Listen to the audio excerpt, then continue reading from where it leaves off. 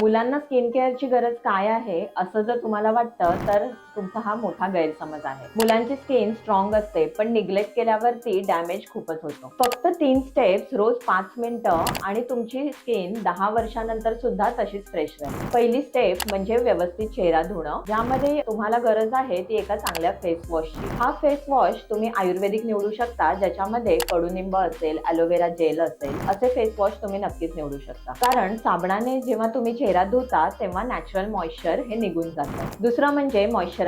मुलांना वाटतं की स्किन ऑइली आहे, ॲक्ने येतील म्हणून ते मॉइश्चरायझर लावणं टाळतात. पण कसं आहे, मॉइश्चरायझर जर अजिबातच वापरलं नाही तर स्किन ऑइली होऊन अजून ॲक्नेचं प्रमाण वाढू शकतं. तिसरी स्टेप म्हणजे बाहेर निघताना सनस्क्रीन वेअर करणं. सनस्क्रीन 30 SPF किंवा 50 SPF हा तुम्ही निवडू शकता.